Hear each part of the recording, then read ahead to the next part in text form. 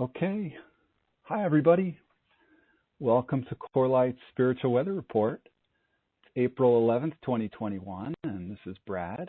If you're new, my name is Brad Laughlin, and I'm here with my life partner, Leslie Temple-Thurston, and we're here at our home in South Africa.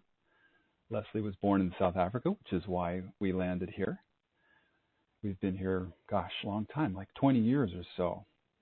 Over 20 years at this point. So anyway, it's always so great to connect on these calls. We love being with you all. And today's a special day. It's a new moon. And we're going to talk a little bit about that today and what it means and what's special about it.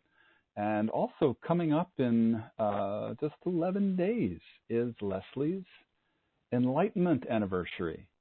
And I know if you've been part of the CoreLight community for any period of time, you know about that. It's April 22nd, which is also Earth Day.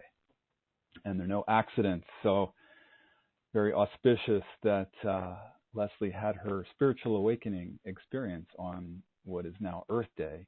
That was in 1988. So she's going to be 33 years old. And she's very happy.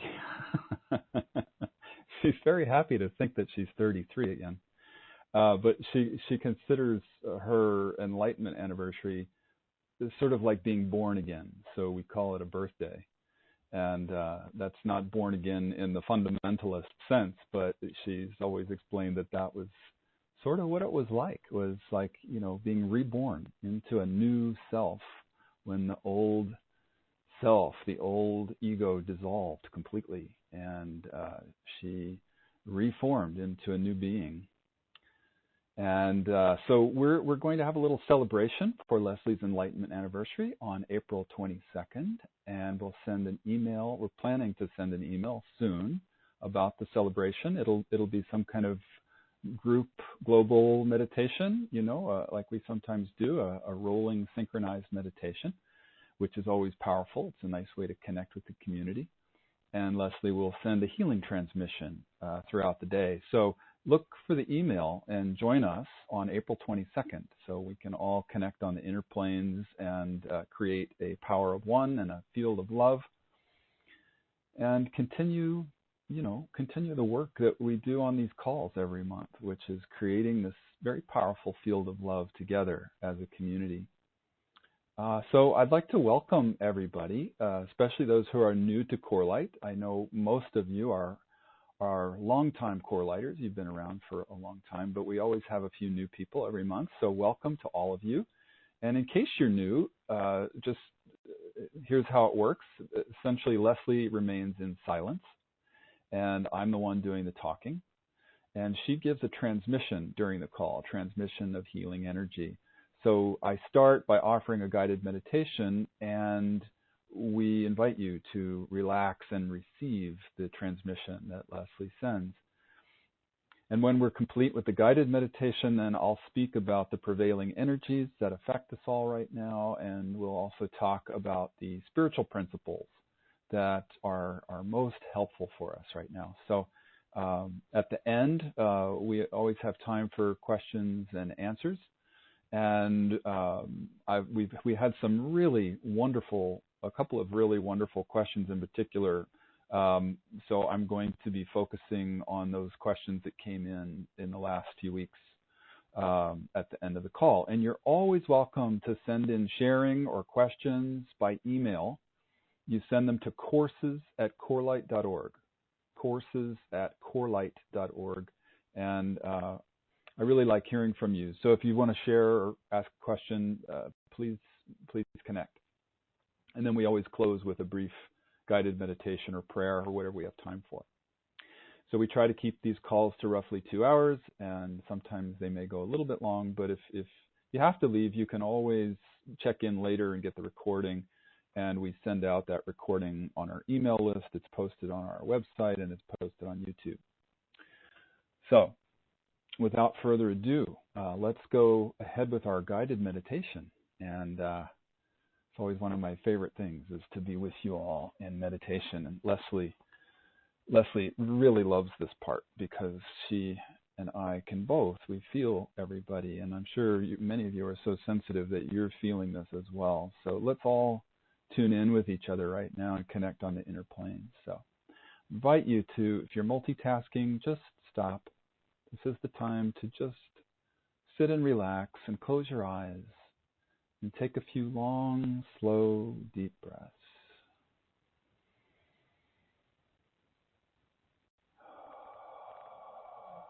And whether you're with us live today or you're listening to this recording later, it doesn't matter. We're all part of the field. We're all connected because time and space really don't exist except in the third dimension, and we transcend that during these meditations.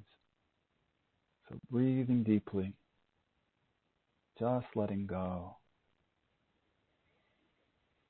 And as you relax, we invite you to tune in to these other levels of reality beyond time and space.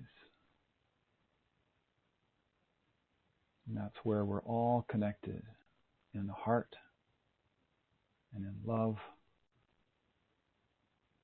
and in unity consciousness.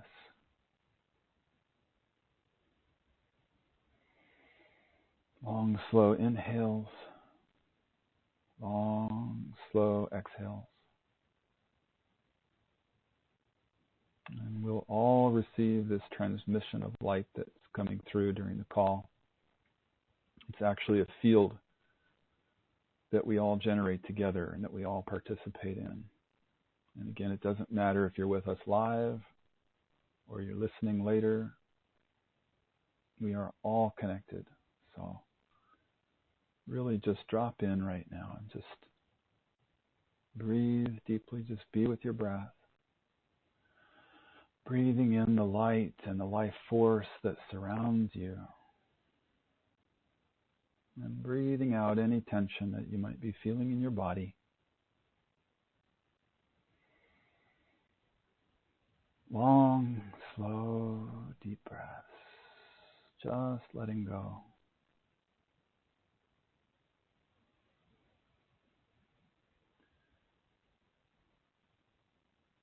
Breathing in the present moment.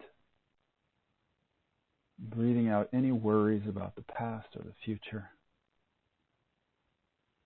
Just being right here, right now. Nothing else to do, nowhere to go, no place to be. Just breathing and being with you, giving yourself this moment to relax and receive. Receive the light. So as you breathe, let's do a muscular relaxation of the whole body from head to toes. And I invite you to feel a warm wave of energy pouring over your head and passing through your body. And it's so warm that it just melts all the muscles and helps you to relax and release any tension that you might be feeling. So feel it starting with your scalp, relaxing all the muscles of the scalp and the head, pouring down over your face, relaxing your eyes and your nose, the cheeks and the mouth, the ears. Just letting go. Relaxing the jaw and the back of the tongue.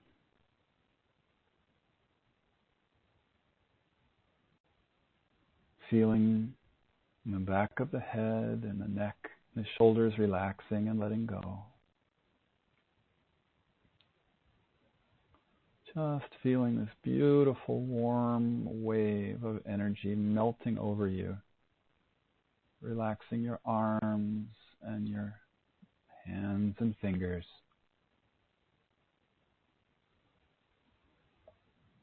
Relaxing your chest, your upper back.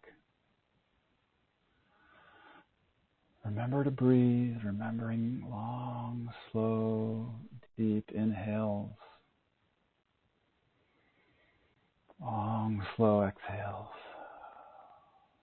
And feeling this warm wave of energy relaxing your diaphragm, the solar plexus, which is a place where we hold a lot of tension and stress. So just consciously putting our attention on the solar plexus, and let's all take a nice big draft of air into the lungs and gently push the air gently down on the diaphragm, and then release and let go. Breathing out all that stale air in the bottom of the lungs. And let's do that one more time. Filling up the lungs completely. And just very gently exerting a little pressure down on the diaphragm and then releasing. Exhaling all of the air from the bottom of the lungs. Just feeling yourself completely letting go. That exercise really relaxes the diaphragm a lot. Helps you to open it up. There's a big knot of energy there at the diaphragm. It's actually the biggest knot in the body. And so let's do that one more time. Breathing in and breathing out. Just feeling a little bit of an opening happening there, the diaphragm, allowing it to really relax and let go.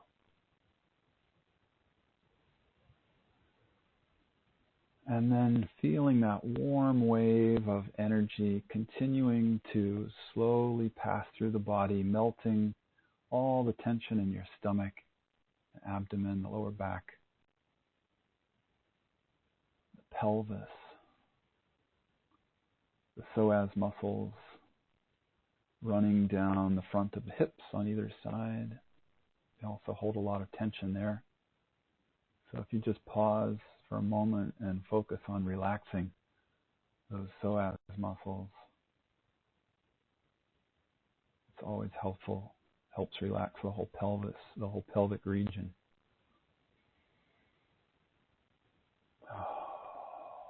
Feeling as you exhale, just feeling the tension releasing. And you can actually visualize dark energy pouring out of you with each exhale, and feel Mother Earth gladly receive that negative energy and stress. She's very, very happy to take it from us. It's a great gift she gives us. So just take another long, slow, deep breath. Breathing all the way down to the bottom of the pelvis, to the root chakra, and then exhaling all the stress, all the tension in the whole body from the pelvis up.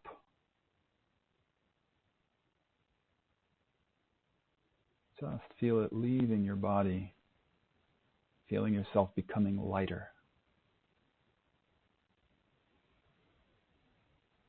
And let's continue to breathe in the light and life force that surrounds us.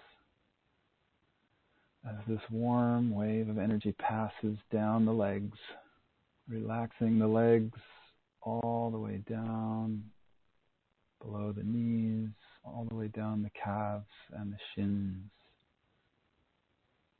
Relaxing the ankles, the feet, and the toes. Just completely letting go.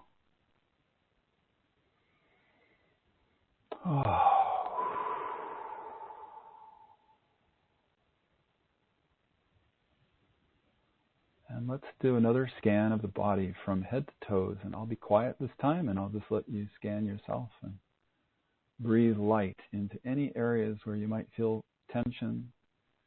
Breathing it out, feeling the shadow and the tension leaving your body.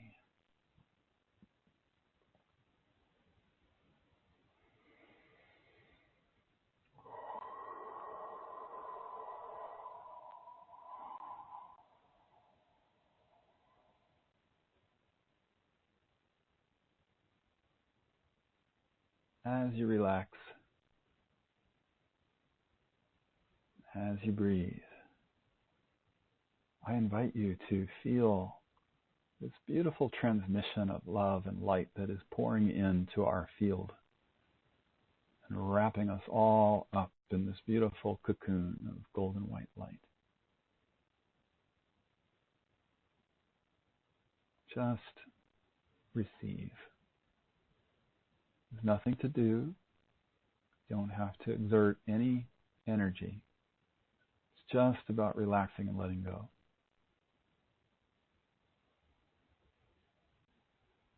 Just about receiving.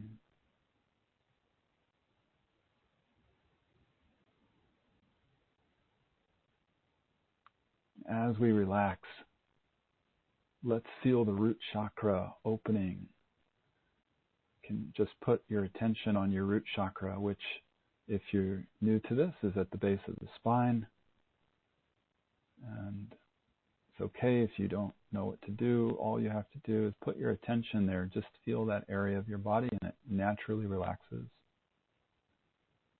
and opens, and we can drop the grounding cord all the way down into the earth, down to the core of the earth, connecting with the core, commingling our energy with earth energy, and drawing that energy back up into the body through the soles of the feet, feeling yourself beginning to merge with Mother Earth. It's a beautiful, grounding, anchoring feeling. Just relax into it and allow it to be. Again, there's nothing to do. Just let go and feel.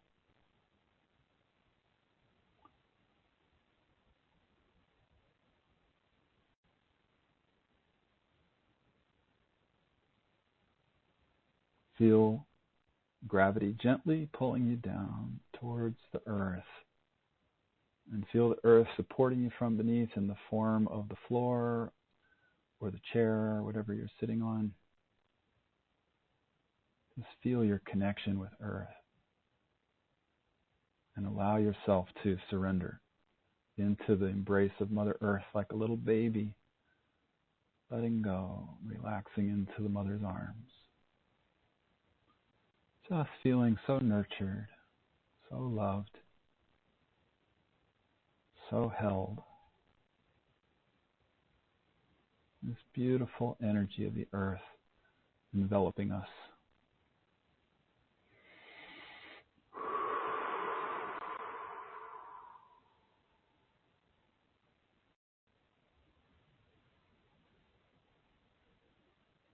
Let's just be silent for a moment and just feel this love and support that we receive from Mother Earth.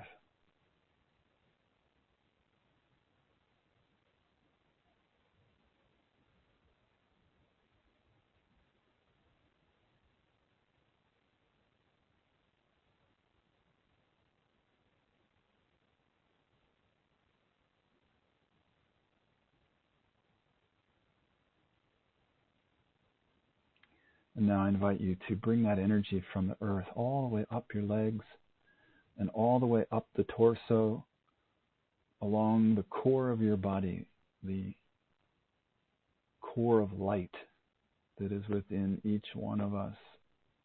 Runs right in front of the spine. It's a luminous tube of light, if you can see at those levels. Just bring the energy right up, all the way up to the head and up to the crown, top of the cranium. And let's put our attention there on the crown chakra. It sits on the head like a crown a king or a queen would wear. And it's okay, by the way, if you can't feel what's happening. All you need to do is visualize and set the intention that you'd like to feel this, and one day that will happen. And for now, you can just relax and let go and not worry about it. And those of you who are sensitive and can feel, open the crown, feel it sitting on the top of the head, like the 1,000-petaled lotus opening up, unfurling itself like a beautiful flower, petal by petal. Such a beautiful feeling. And feel how connected we are to those celestial realms, the heavenly realms. And feel the energy of the core. Let's send it up and out the top of the head, all the way out into formless space, connecting with the cosmos. And you might see and feel your connection with a star, or with a galaxy, or with our sun, or with some other heavenly body, or maybe with a group of angels or ascended masters. But feel those heavenly realms. Feel the energy that comes from there pouring down into your body. Feel it like a golden white light raining down on you very gently, like a mist.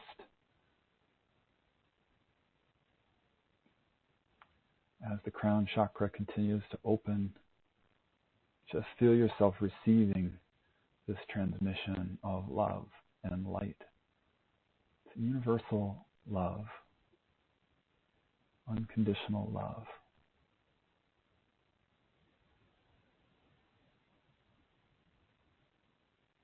It's actually the stuff that we're made of.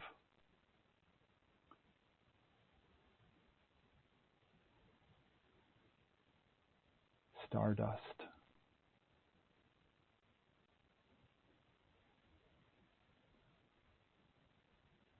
Just feel it filling you up.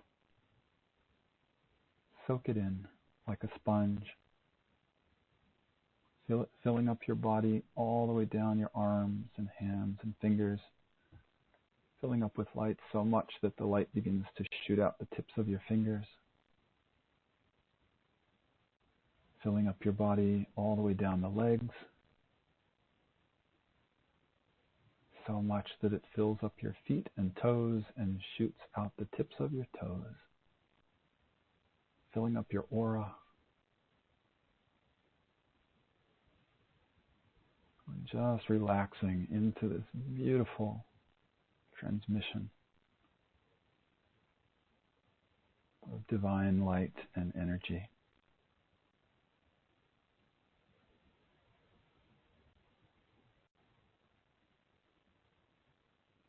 So as we relax into this and receive, I'll just say a little prayer and an invocation for our call today.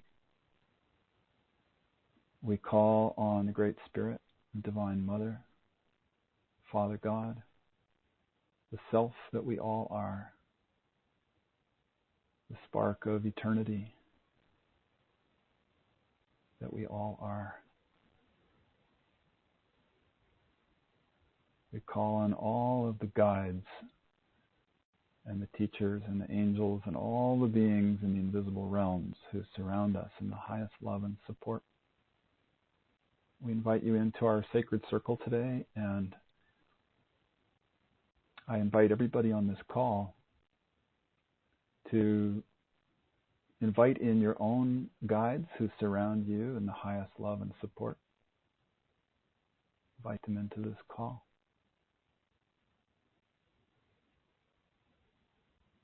It's okay if you don't know who they are. You can just call in your guardian angel.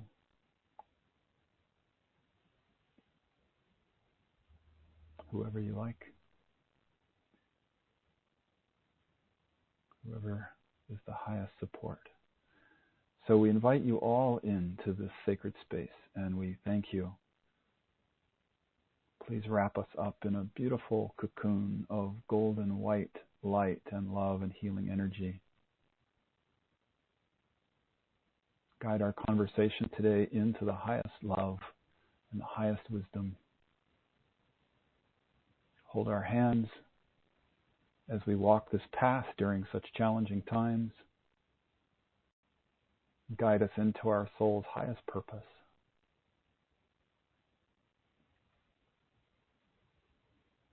And we're so grateful for the love and support we receive all the time.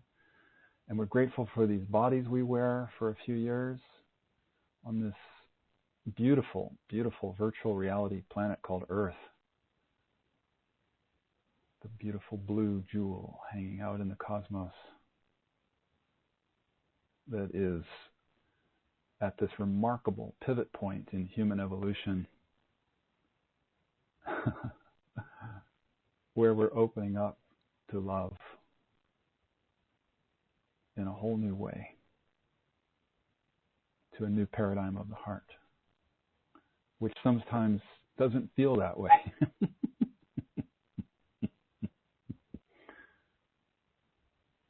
So we're grateful anyway. We're grateful even though it can feel challenging. We're grateful for the opportunity, and we recognize that all the challenges we face are gifts and opportunities at some level. And we ask to be shown what those gifts and opportunities are so that we can shine our light in the world and live in joy, which is the highest vibration, the highest fulfillment of the spiritual journey, being joy.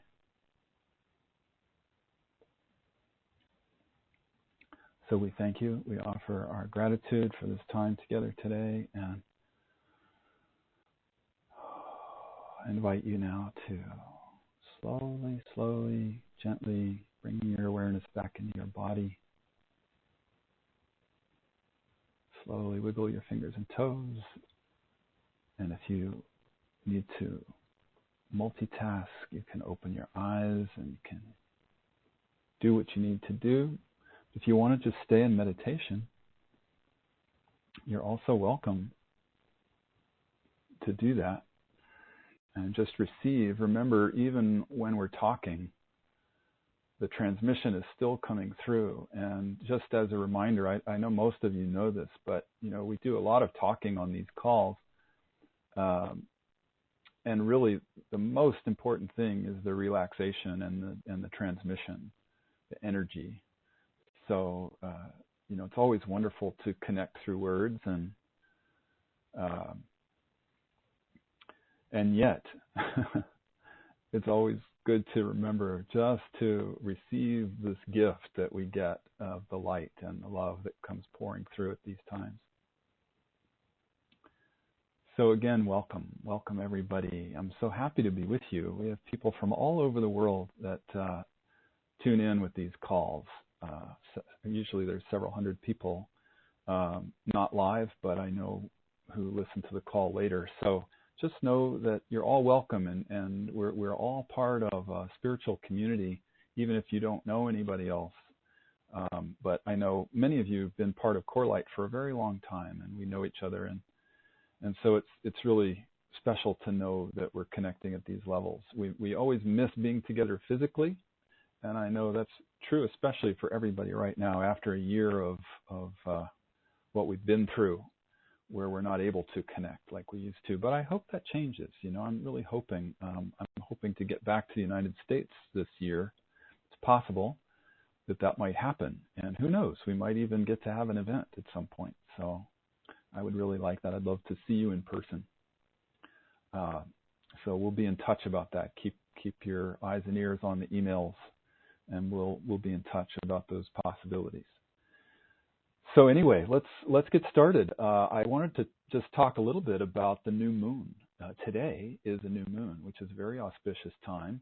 And this particular new moon is a really good time to focus on the physical body and to focus on self-care. And I know we talk about this almost every month these days. For months, we've been talking about the importance of self-care. But there's something special about the planetary alignments right now. And I'm not an astrologer, but I know that to be true. I've heard it from several astrologers. So new moons are always a great time for setting intentions. So today would be a good day to consider what you want and state your intentions to the universe, and really maybe do a little ceremony or a prayer or something. Give some attention to that today. For example, you might set a new self-care routine, or if you happen to be facing some decisions, it's really good to use your intuition and not make any decisions based on pressure from the outside. It's a great opportunity to make all your decisions based on your own timing, your own intuition, not feeling pressured from the outside. And I know, I don't know if you've read Stephanie Austin's Eco-Astrology report this month. Stephanie is often a guest speaker on our calls, and she's been part of CoreLight for a very long time. And there was something in her report that stood out for me about the new moon, and I want to read it to you. It's a quote. Get ready. Are you ready? It's a quote from the movie Wonder Woman. So these words are from Diana Prince in the film Wonder Woman, and Stephanie says they beautifully sum up the challenge of this new moon and of our times. Here's the quote. Diana Prince says, "I used to want to save the world, to end war and bring peace to mankind. But then I glimpsed the darkness that lives within their light and learned that inside every one of them there will always be both.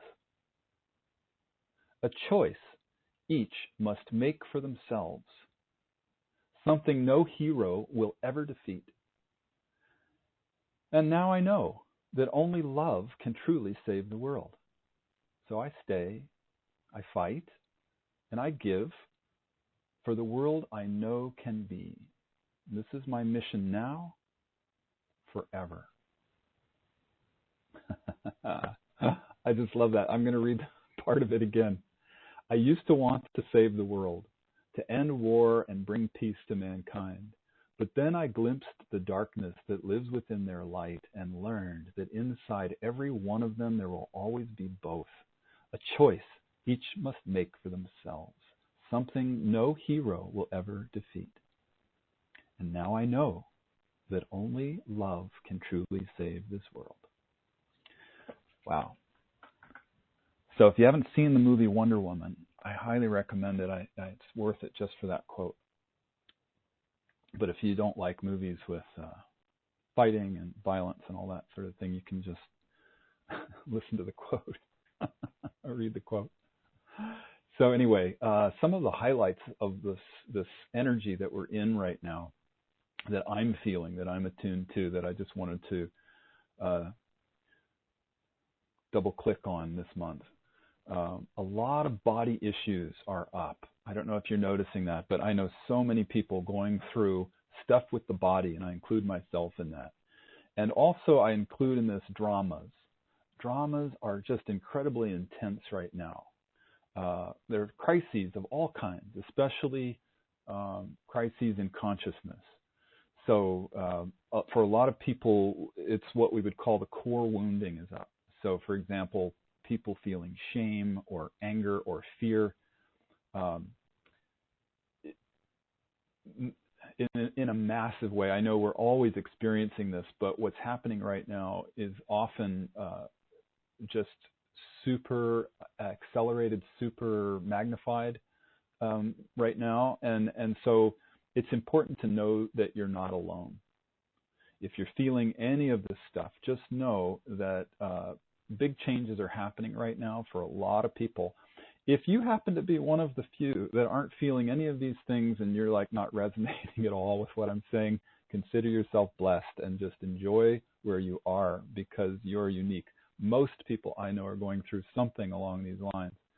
And also to remember that if you're having this stuff happening, it's all a gift. You know, this is all a clearing. It's an opportunity to clean out, to make room for some kind of new vibration, new frequency to come in, and a whole new phase of life to begin.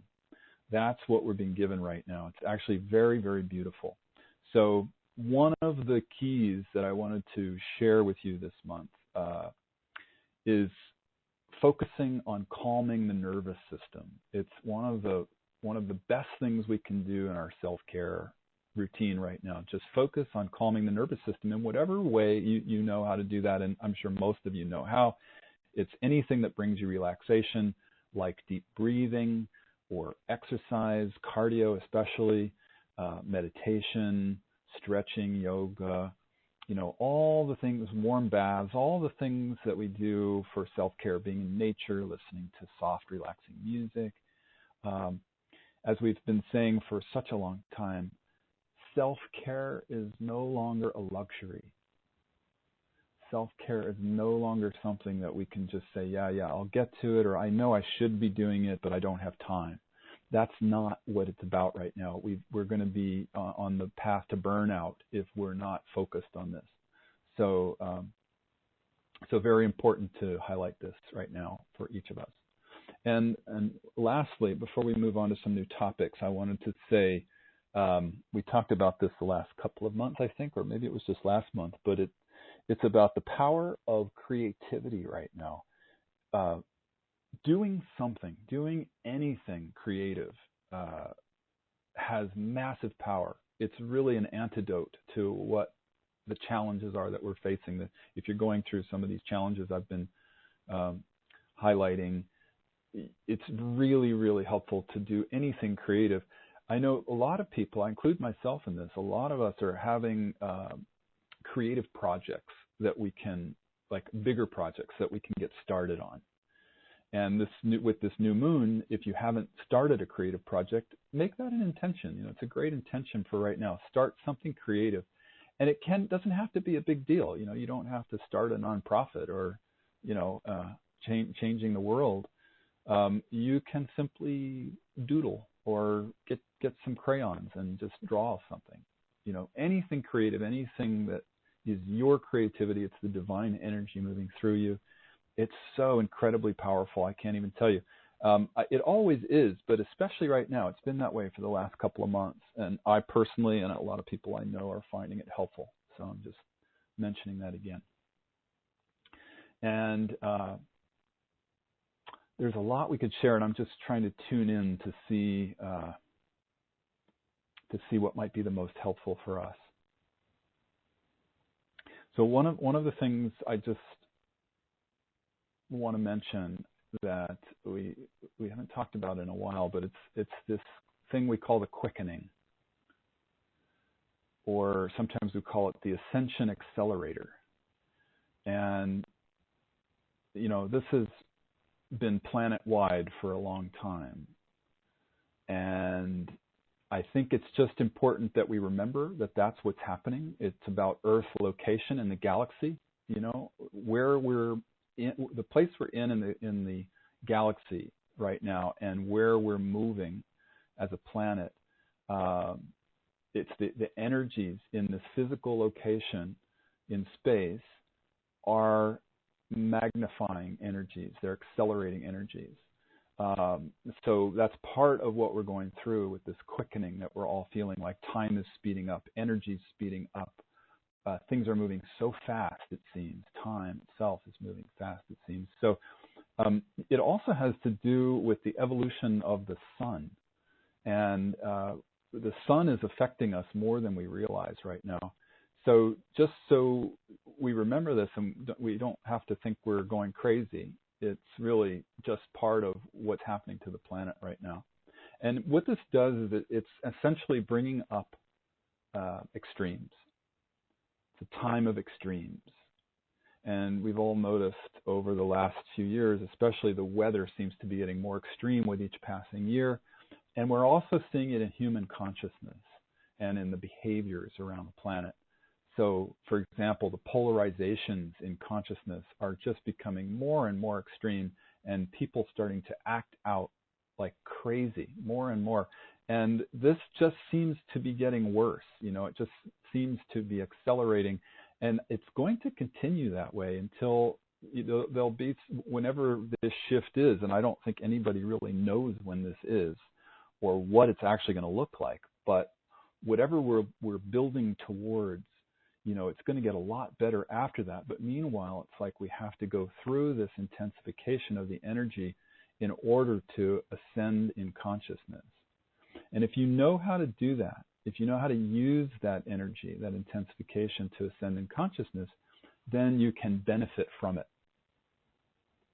So like, for example, if you are a joyful person naturally, and you naturally, you like to serve other people, and you like to put your love into action in some way, then you are going to be experiencing even greater states of that, and including joy and bliss states. And you're going to be able to help others more and more and to share your love more and more. But if somebody is dealing with a lot of deep shadow and deep wounding, and if they don't have a really strong witness about it, and maybe they don't have the skills to clear the shadow, then they're likely to go deeper into shadow, and it's likely to affect them negatively. So, for example, if somebody's really angry by nature, and let's say maybe that they're not actively working on their healing, they're actively engaged in acting their wounding out, then they're likely going to be experiencing increasing anger. And this is something to watch out for. And I don't know if you've noticed, but I see it in my life all the time. I won't go into details. I don't need to give examples. I'm sure we can all think of our own examples. But it's, like I said, extremes. And to remember right now that it's such a great opportunity for those of us who know how to use the energy to ascend. And that's that term, the Ascension Accelerator. We can use this energy. So I wanted to bring that up just as a reminder for all of us that it's good to keep this in the forefront of our minds as we're watching the craziness of the world and as we're feeling these strange things passing through us, these strange energies, these strange emotions or reactions. I also wanted to speak today about trust. It feels to me like trust might be what we could call the lesson of the day. Whatever's going on with us, whatever kind of crisis in consciousness we're experiencing, whatever kind of drama is unfolding, doesn't matter if it's financial or, a relationship or work or health, whatever it is, so much of what we're going through is about taking risks. The principle, jump and the net will appear, is up right now. We stand at the edge of the cliff and we look down and we see certain death, so it's human nature to just walk away and not jump. But if we remember that principle, that after you jump, that's when the net appears. That allows us to take the risks. And I'm not talking about impulsiveness. I'm not talking about foolishly just jumping off cliffs. I'm talking about doing our processing, witnessing, meditating on the situation, doing a calculated risk, doing something that feels doable to you. It can be small. Just be something little. If it's too scary, you don't want to do it. But it's a really good time right now to take some kind of risk and practice trust. Practice flexing your trust muscle. I had a friend say to me the other day, she said, trust is like a stupa. It's strong like a stupa. And a stupa, if you don't know, is one of those little Buddhist buildings with the dome and a golden spire on it. And it's a place where energy is anchored, and it's a place where prayers and the power of our consciousness is magnified. So she said, trust is strong like a stupa, like a generator, and it generates what we need. So I like that image. I like to think of what we're doing right now as we take whatever risk we're willing to take, that we're in that stupa. We're in that Buddhist stupa, and we're held by it strong. We are strong. And we generate what we need from being in that energy of the trust stupa. Leslie used to call this skywalking. So for those of you who've been around for a long time, you know what that means. I'm not going to go into it, but I love the term. Skywalking comes after Luke Skywalker in Star Wars, who, if you remember, he had to, well, I don't want to tell the whole story again, but it's such a great metaphor, that it's about trusting the Force, not trusting our linear logical mind, not trusting the small self, the egoic self, but trusting in the Force, in the higher self, trusting that we are cared for and loved, and if we jump, the net will appear.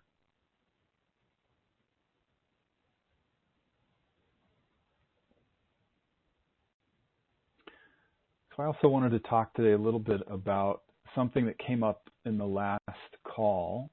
There was a question that came forward from somebody in March that I realized later I really didn't answer fully enough. And so I wanted to elaborate on it a little bit. It was a question about urgency.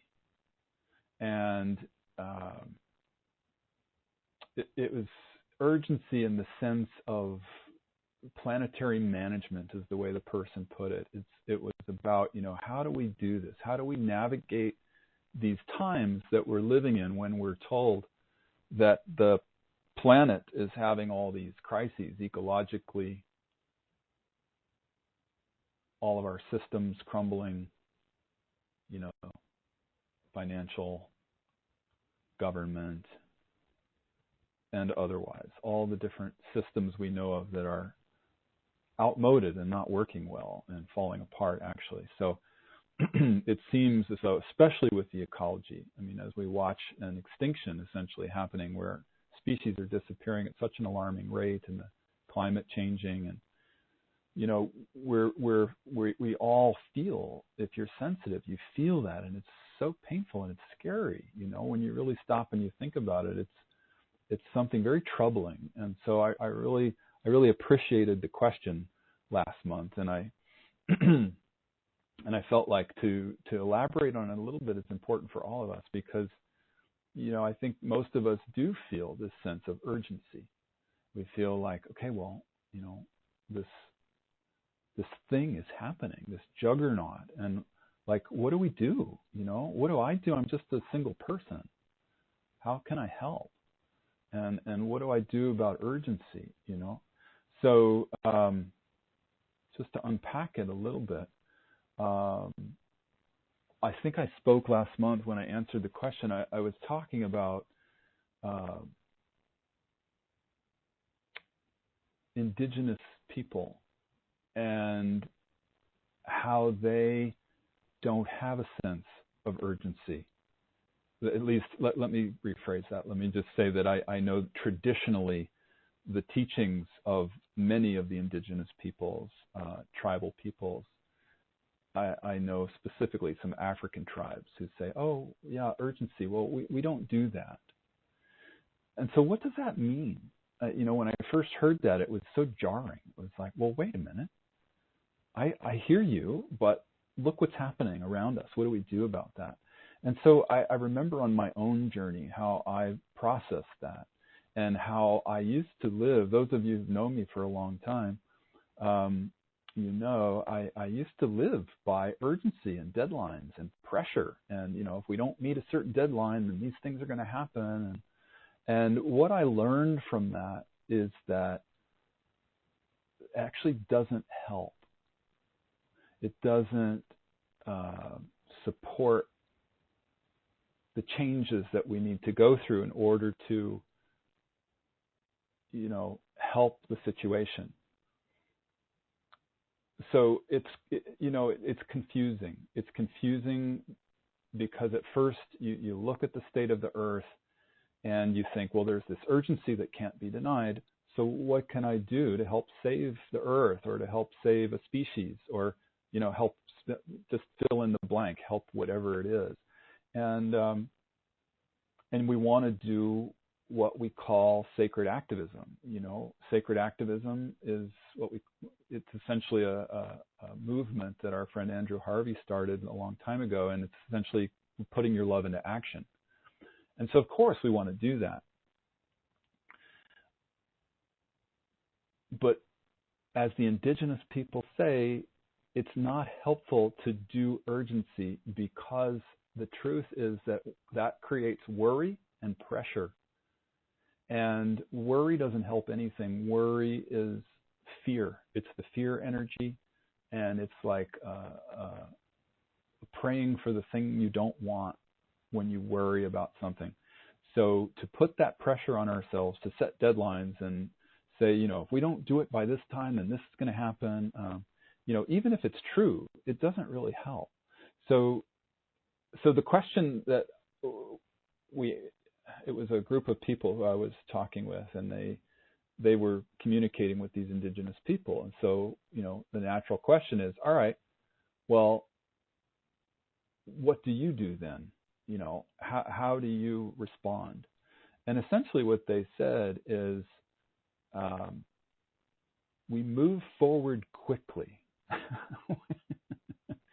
Essentially, they're saying, we stand in our compassion, we stand in our love, we stand in our sense of being good stewards of the earth, we stand in a state of community where we're supporting each other, where we're supporting the web of life. We recognize the spirit that moves in all things, runs through nature, it runs through each of us, it runs through the whole natural world, including humans. And if there's something urgent, then we move forward quickly with a purpose. But we don't do timelines and deadlines. And, time is essentially an illusion anyway. So,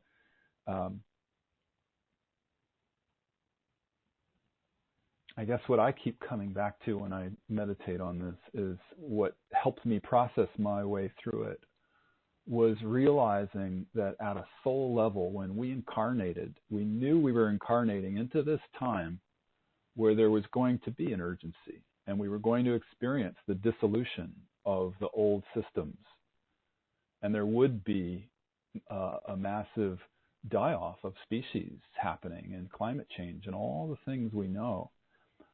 But we always knew that we would get through it somehow. Like, we knew that it was going to be hard. We knew it was going to be a close shave. But we've known at a soul level that we're coming through it. And it doesn't look like that, I know. So it's like we see Earth appearing to teeter. And we worry, we get afraid. And I think it's really important to remember that in reality, it's not Earth that's at stake. It is the human experiment, let's say, that's at stake. The question is, will humanity be able to survive on the Earth after all this? That's really the question, because Earth will survive. Earth will always be here.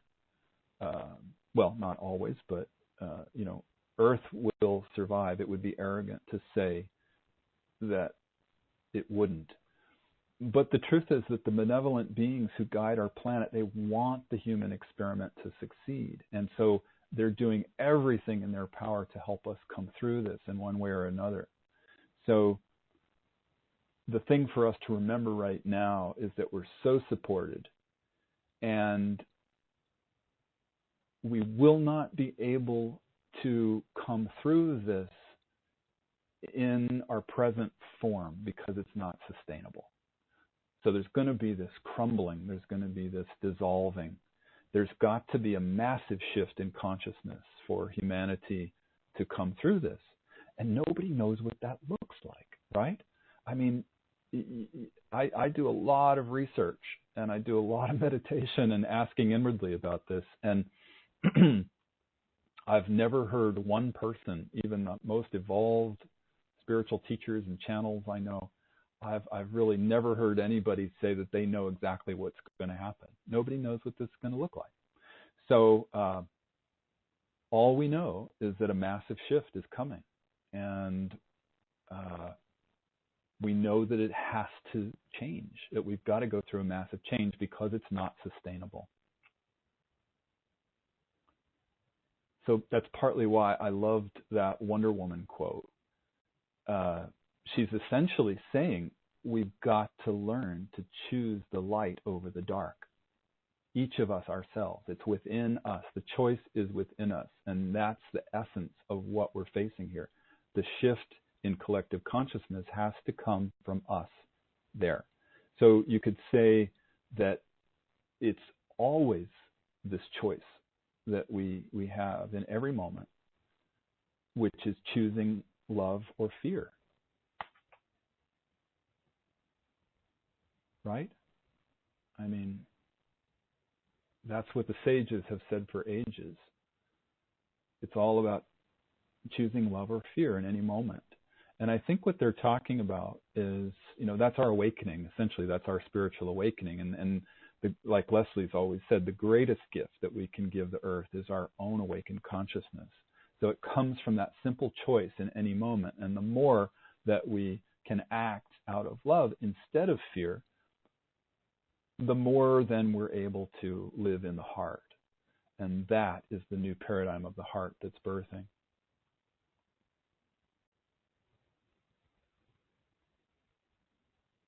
So not buying into the false sense, the false reality, let's say, the false reality of pressure and deadlines and disaster programming and suffering and all of those old ways of thinking, all the habits of thinking and feeling that we've been transcending on the spiritual journey. It's all associated with the ego. It's all associated with an old paradigm. And specifically, I would say a lot of what we're talking about here is associated with the savior program and the mentality of suffering. And it doesn't help.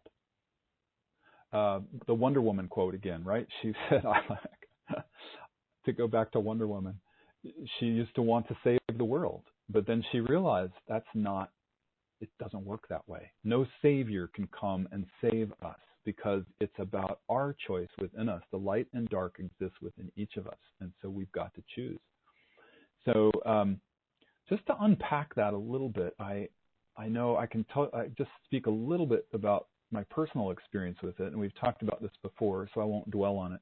But I know many of us in this soul group, whatever we want to call ourselves, the group of spiritual seekers, but whether you want to call it a soul group or whatever, we all have had a lot of religious past lives.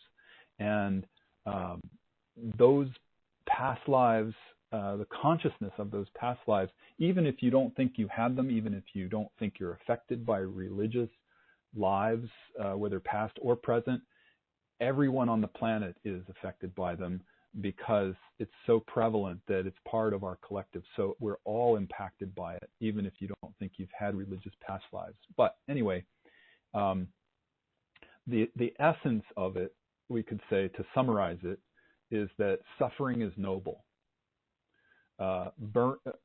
Bearing burdens and doing what you could call self-sacrifice is the hallmark of that paradigm. So we've talked about this in previous calls. I'm not going to spend too much time on it, and I also have talked about it in a lot of the courses that we teach. But to remember that if you can witness, to see if you have any of that thought pattern running in you, that suffering is noble, that self-sacrifice and burden-bearing are noble, and that you have to do it to be a good person, something like that. It's really important to witness that and to let it go and do whatever you do to process that away. This is not an excuse to get down on ourselves. That's also part of the programming. Like I hear myself say that, and I suddenly think, all right, if you've got that pattern, you're just going to beat yourself up for doing it. So that's not what this is about. This is just about acknowledging that that's just been a phase of evolution. It's just the consciousness that we've all gone through in the last however many thousands of years, taking that on, taking that suffering as being a way to heaven, kind of thing, whether it's through asceticism or some kind of fundamentalism, or whatever it is, it's there, it's affecting us.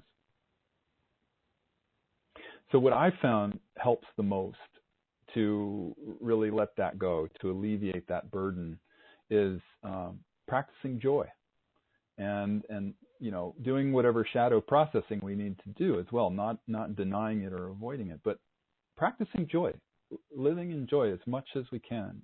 And obviously, I'm not saying to suppress any emotions, but like if you have to grieve, you grieve whenever it's necessary. You give the heart its due, but then you let it go and you find the love, you find the joy, and you find your heart again. And so it's all about practicing all the things we know, the witnessing and the compassion and the detachment and surrendering to what's happening in the moment, and just letting all that stuff be okay, even challenges. And I know that when you face a challenge, it's really difficult to practice this, but we can do it. We were built for this. This is our time to do this. So this is the practice. And holding that high consciousness and going through the grief at the same time. They're not mutually exclusive. We can experience joy during challenging times. And the Dalai Lama has talked about this a lot. He's a perfect example. He's somebody who, of all the people on the planet, he has every reason to complain and feel the suffering, because his culture has been genocided essentially and degraded. He was kicked out of his country, and Tibet is no longer Tibet. But here's a guy who's talking about finding joy, and he's one of the most joyful people on the planet. So if he can do it, we can do it, and he's an inspiration. So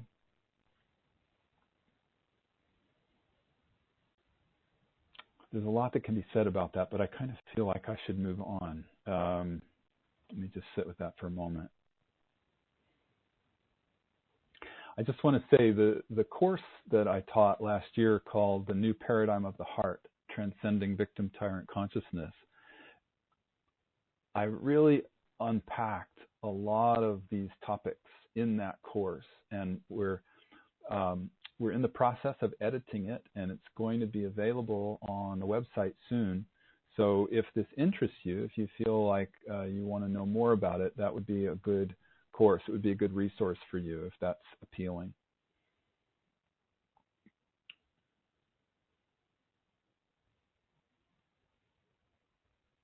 Okay, so let's move on. I think it's time. I was going to say it's time to do questions and sharing. Shall we do that? Yeah. There are a couple of questions in particular that came in the last month that I'd like to share with you. And there's a lot that I can say, and I have to apologize in advance if your sharing or question doesn't get read today. But these two in particular, I really, really appreciate it, and I want to focus on them. I want to give them their due. So let's do that, and then let's see how much time we have left over for any sharing. You can always, if you're on the webcast, you can post sharings and questions on the Q&A board. And at the end of the call, if there's time, I'll go through that, and I'll read whatever we've got time for. So feel free to share in that way too. And as I said at the beginning of the call, please send in questions and sharing by email between now and the next call to courses@corelight.org, and that really helps me to to know how to shape these calls in order to support you and support everybody. So I'm going to read one of the ones that came in, and this is anonymous. The person is anonymous. How does one shift from resistance to re-entering the flow of love during that moment that an eruption is happening inside of you. She underlines during that moment. So it's about the immediacy of whatever eruption is happening inside of you. For example, while experiencing that feeling of doing something that someone else says you should, but you don't feel that way. And I'm paraphrasing here. Or in situations where someone is trying to impose their will on another. So lately there are so many situations that appear to separate us. Politics, vaccine, an unvaccinated person, wearing a mask, not wearing a mask, hate crimes, etc. Recently, with the quote-unquote campaign to get vaccinated, there has been divided thinking amongst family members, and more concerning to me, the quote-unquote pressure from my place of employment to get vaccinated. During a recent Zoom meeting with our supervisor, our supervisor sent a poll asking, do you plan to get vaccinated, yes or no? While I felt uneasiness in my being, when you're in the moment, that moment where you can't quite reach into the spiritual toolbox and haven't had a chance to process your feelings and are thrown off your center, are there some tips to maintain neutrality and compassion while you're feeling the opposite? So, wow, that's a really thank you to the person who wrote this in, because I think this is up for a lot of us. You know, you're talking about those moments where you're trying to remember to witness. And for those of you who might be new to CoreLight, when we say witness, we're simply talking about a persona that we call the neutral observer. It's that part of us that's connected to the higher self and who knows that we are a soul, we are spirit having a human experience. We are not a human that occasionally has spiritual experiences. The witness remembers to be detached enough to watch what's happening and to be able to name it. And it's like the fulcrum of a teeter-totter, where you are balancing the pairs of opposites.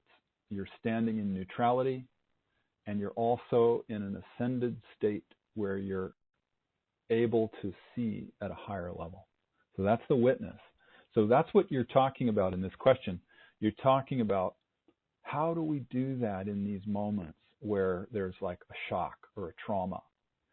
And that's the $64,000 question. Well, now 64 million, I suppose, but it's how do we connect with our higher self in those moments and respond appropriately the way we would hope we can. But look, that's the journey, right? I mean, it often doesn't work out that way when there's a shock, which is essentially what you're describing. You know, in the beginning, the witness just isn't there. You're just in the ego. You're just feeling emotion passing through. You want to lash out. You want to fight. You want to scream. You want to do whatever you want to do. You want to have retribution, or I don't know, but you're in shock. And that's the path of developing the witness. And that's the key. The key is developing that witness, practicing the witness, so that with time, you're holding your witness all the time. And when you get really good at it, even during the shocking times, you can be fully present. You cannot fall into fear. You cannot fall into egoic reactions. You can remain in your heart no matter what. I promise you that. That's how this works. But it's practice. You know, we all have to practice. And until that time where you're fully established in your witness, you're right. It's awkward, to say the least, because you know you find yourself in shock or fear, and you're reacting in ways that you may not necessarily want to. You know, you may not be so proud of the way you acted. It's confusing, it's discombobulating, and you just don't know what to do that's appropriate in the moment.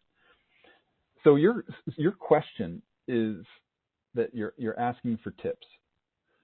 What do we do in these moments? And what I can tell you, just my personal experience, and this is what Leslie's taught for 30 years, But when, in the beginning, when I first started practicing, when that used to happen to me, I would try to find a way to excuse myself. I would try to get the hell out of there, to just leave, just extract myself from the situation. Like I would just say, I just got to go to the bathroom right now. Or I don't know, something. You find an excuse, you make your excuses, and you say, I'm sorry. And then you go away for however long you can, or preferably however long you need to. And you take that time while you're away to do the work. You do your practices. You practice self-inquiry. You clear whatever shadow you can quickly. If it's just a quick bathroom break, sometimes you want to just practice deep breathing. Maybe you do a few quick polarities or triangles. And I'm sorry if you're new to CoreLight, what I'm talking about with polarities and triangles, these are techniques that we teach at CoreLight, and they're all listed in the Marriage of Spirit book. You can find our book, The Marriage of Spirit, on the website. And it's some of the most powerful work that you can do to shift your consciousness quickly. So, and I'm not trying to sell a book. I'm sorry, it sounds like that, but that's not what this is about. The triangles especially are so quick and easy, and I know most of you on these calls know about the triangles. So I'm not going to explain them, but let me just give a couple of examples here for the person who asked the question.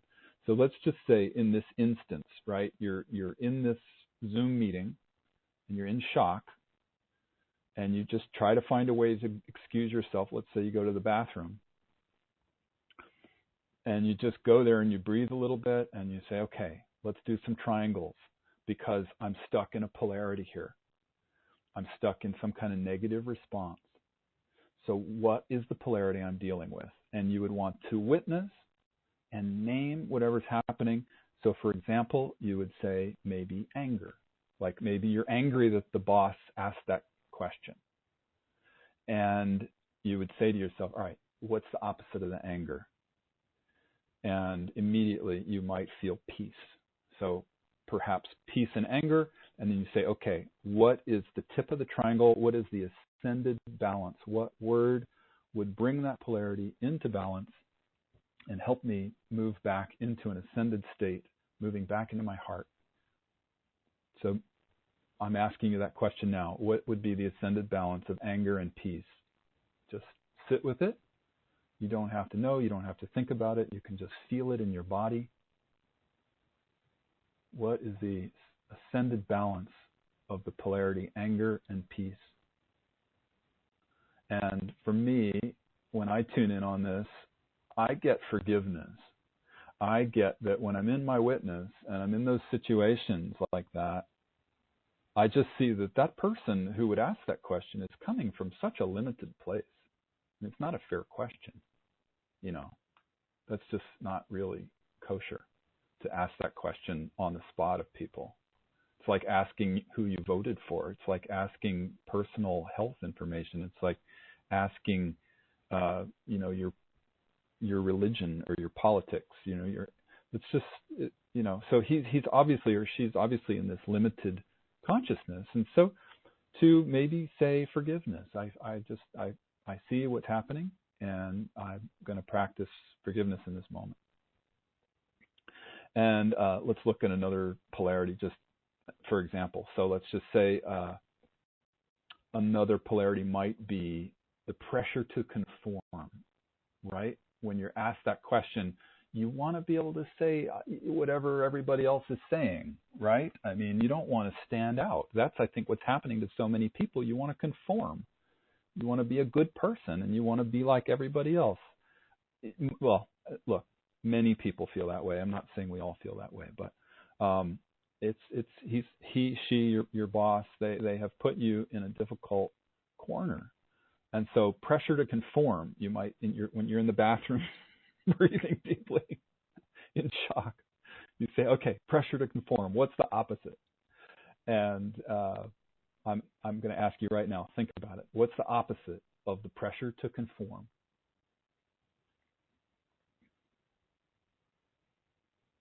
For me, what I get is the urge to be independent. So then let's just say, for argument's sake, that's the polarity you're working with in the bathroom. You know, the boss and the team are sitting there waiting for you to get out of the bathroom, and you're going like, all right, pressure to conform, urge to be independent. That's the polarity. What is the ascended balance state? What's the triangle here? What it will balance these states and bring them into an ascended state into the heart. So I'm asking you that question right now. What do you get? What word comes up for you?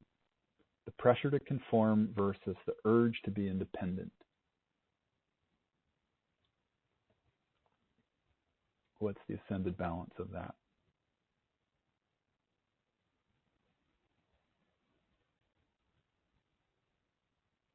So for me, I get sovereignty.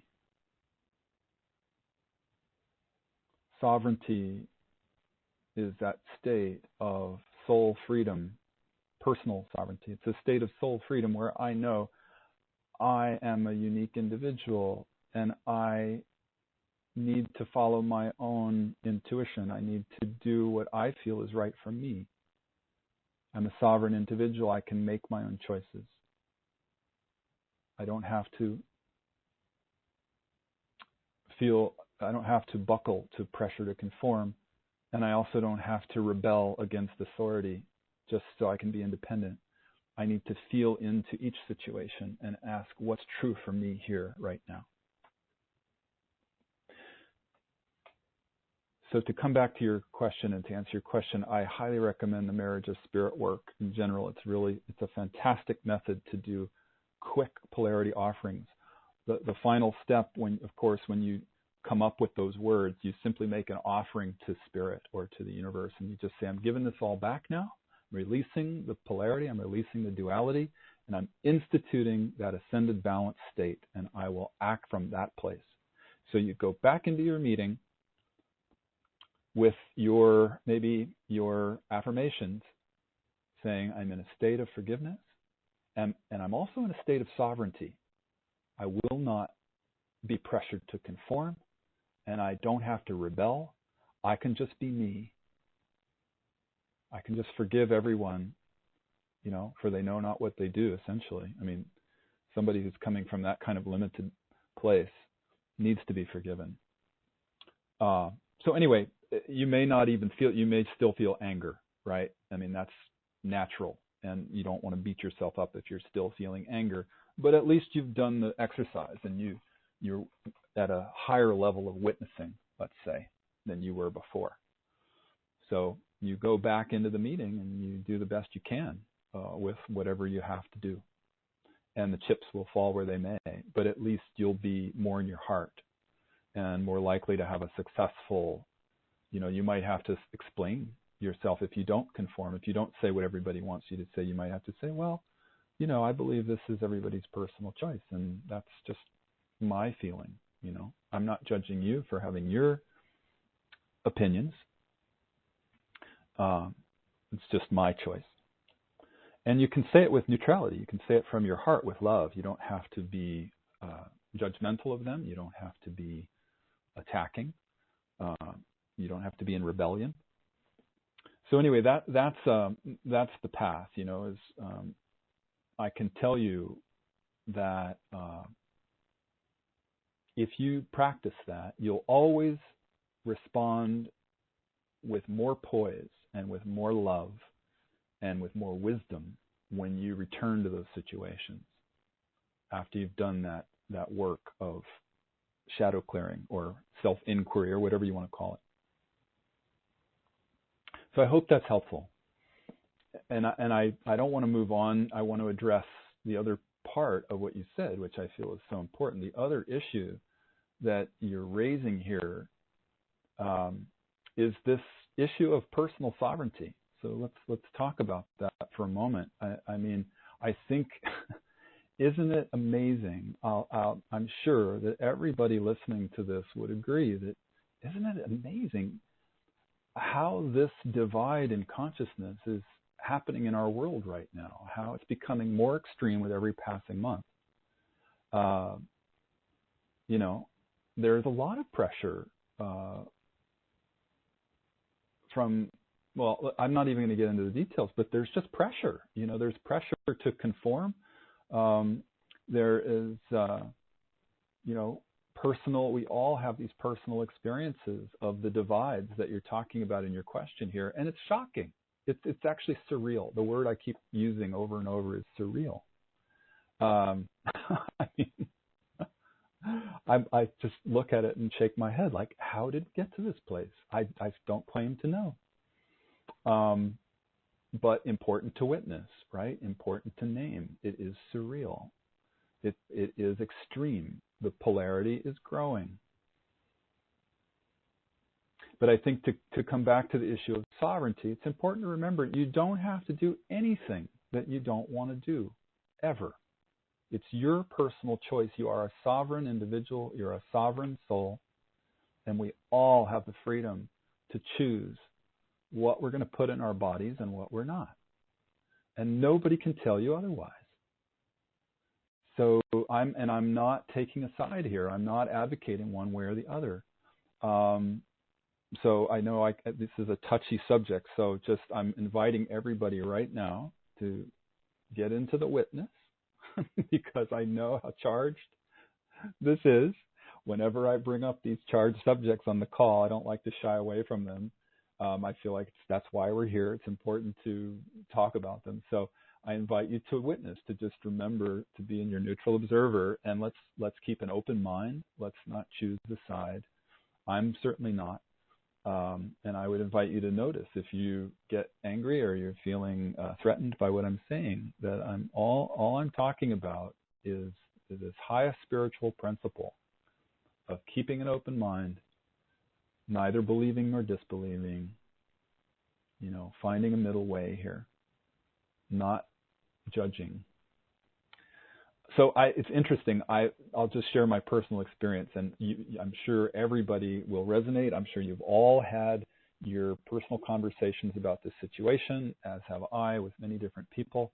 And I'm aware that some people are choosing to get this shot in the arm for many different reasons. And some people are doing it because I know they believe it's going to help them not get sick. And maybe that's true. I don't know. And some people are doing it because, we're all being told that it benefits everybody and it's good for everybody. It's for the good of the whole, let's say.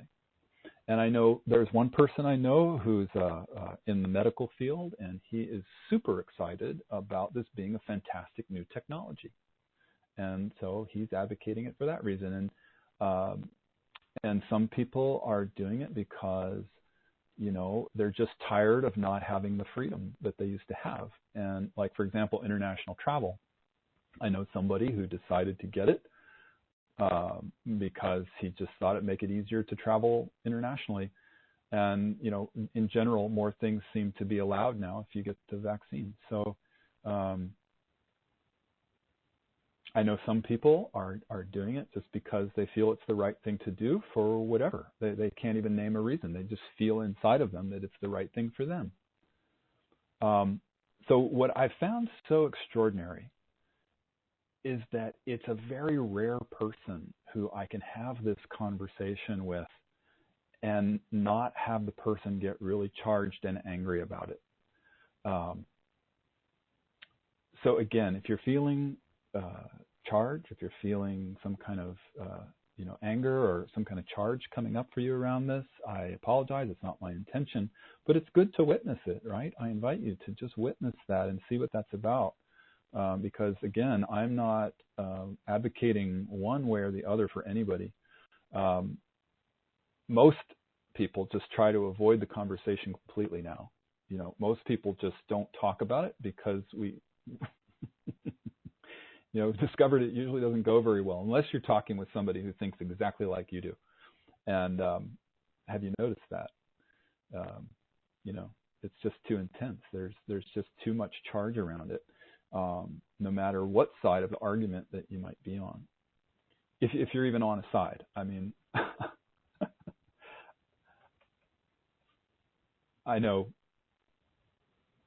know some people are heavily on one side or the other, and I know that makes for this polarity. So So there have been a few people that I've talked with about this who I consider super evolved, like very, very spiritual people who have a high level of evolution. And a couple of them have gotten the vaccine and I haven't. And we all agreed on a couple of things. And number one is what I've already said, that it's a matter of personal choice. And number two, we don't have to judge people, whether they choose to get it or not get it. You know, everybody has to decide for themselves, and then we each deal with the consequences of our actions. And we don't know what that's going to be. You know, this is a big unknown we're facing here, so who knows what's coming. But we'll find out. We'll find out. And when these friends of mine asked me why I wasn't going to get it, I just explained, you know, like, I just feel deep in my being it's not for me. And it's just a strong inner knowing. And, you know, I've also done a lot of research, and I just know, for me, it seems too experimental. I don't want to get it because it seems like an experiment. And, you know, it's also, I think it's pretty clear that there's a lot of money involved, and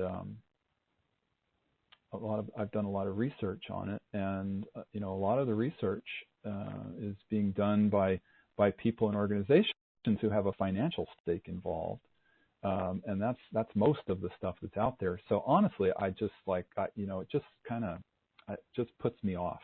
Like, it just feels like a lot of it is propaganda, and I don't trust it. So that's my choice. That's where I go with it. That's what I feel. And I'm not judging anybody for any choice that they make. But I guess the place where I have been also very clear with people in these conversations is that, you know, what doesn't feel right to me about this whole situation is the idea of a vaccine passport. You know, to restrict anybody's freedoms because they choose not to get some kind of medical treatment. To me, that just doesn't feel right. That just feels Orwellian. And, you know, that's already being rolled out in Israel, and a lot of other countries and businesses around the world are talking about it. And so it just, you know, out of principle, I just feel like this doesn't feel good. It doesn't feel right in my body. So, again, I want to apologize if this conversation is pushing your buttons. It's not my intention. I just wanted to share my personal beliefs because somebody brought this up, and I feel like it's good to talk about it. We're all entitled to our own opinions, and really, really important right now to remember not to judge each other. So there's a lot more we could say, but I feel like let's leave it at that. For right now. There's another question I'd like to move on to that's also, it brought up a really good point that I'd like to address this month. So this person says, anger. Anger is part of grief. Repressed anger can cause depression. I'm suffering from both. I had a completely unexpected bout of anger on Sunday. It hit me like a ton of bricks, and I'm still trying to regain my footing. It feels like a compilation of the past year. COVID, politics, the U.S. demise, as I see it, in parentheses, economy, fear, the list is long. So I guess my question is how to process through this. I'm staying in my neutral witness as much as possible. I'm using other CoreLight tools, but with so much happening at what seems like warp speed, it feels like I can't process fast enough. And I know the detrimental effects of harboring anger. I hope I'm not in this boat alone because it feels like it's sinking. Ugh. And then the person wrote back again with a second part here. It says, in the process of working through this uncomfortable anger, I made a list of everything I'm angry about. Unfortunately, CoreLight is on the list. How can this be? For what seems like years, I've heard you say that we're transitioning into the new paradigm of the heart. One of the descriptions I remember hearing is heart-opening unity consciousness. Sadly, this is the opposite of what I'm experiencing. What feels like every day I witness angry people living in fear and turmoil over what to do with their lives, vaccines, savings accounts, homes, families, etc.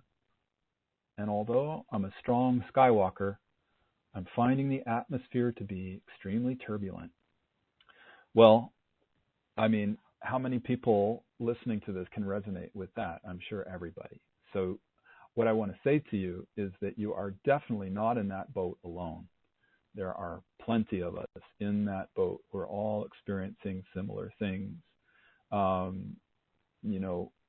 You talk about an explosion of anger. I have to tell you something. It's funny you would write that, because a dear, dear friend of mine, who's one of the most evolved souls, one of the most enlightened people I know, she told me the other day, she said she could not believe it. Something happened, and she had an outburst of anger that was so extreme. She said she hadn't experienced that since she was a teenager. And that's one example, but I have others. I'm not going to go through them all, but I'm telling you, you're not alone.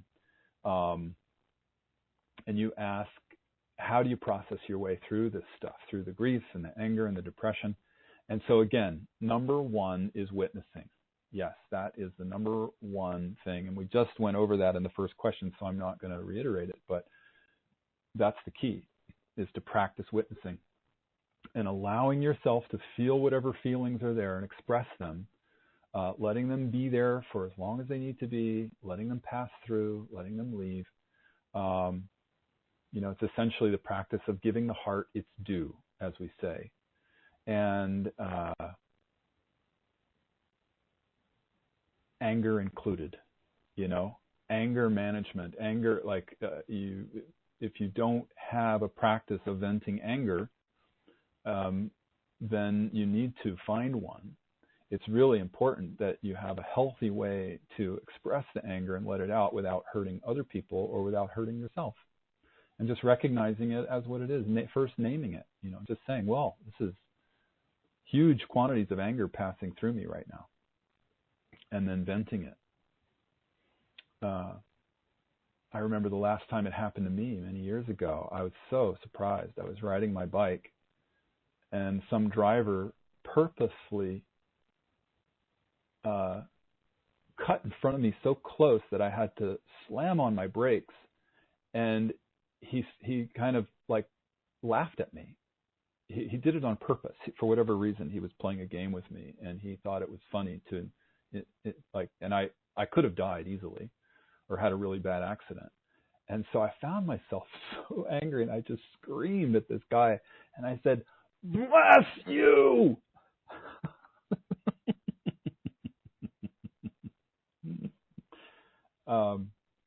So whatever works for you. I find screaming is helpful. Screaming into a pillow is helpful. There are other ways to do it that don't cause harm to you or anybody else. So I can really relate to how you feel, like you said, you're having trouble keeping up because it's all moving so fast. And so I just want to address that. What you're talking about is overwhelm, right? And I think all of us are in it, or most of us anyway. So overwhelm is another process that we can work our way through.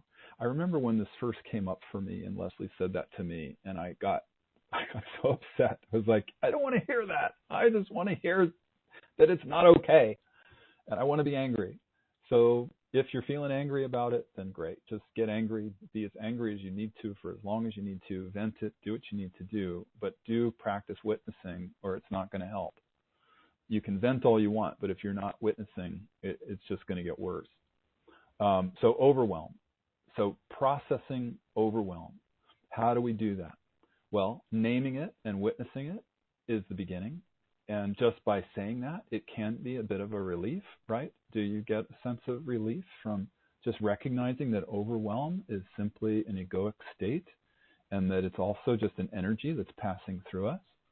I mean, that's the beginning of the process. The beginning of that journey of clearing it is by naming it and witnessing it.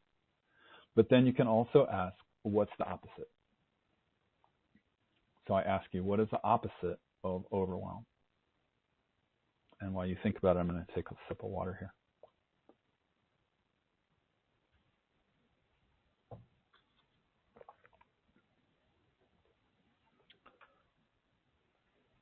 I can hear the Jeopardy music in the background.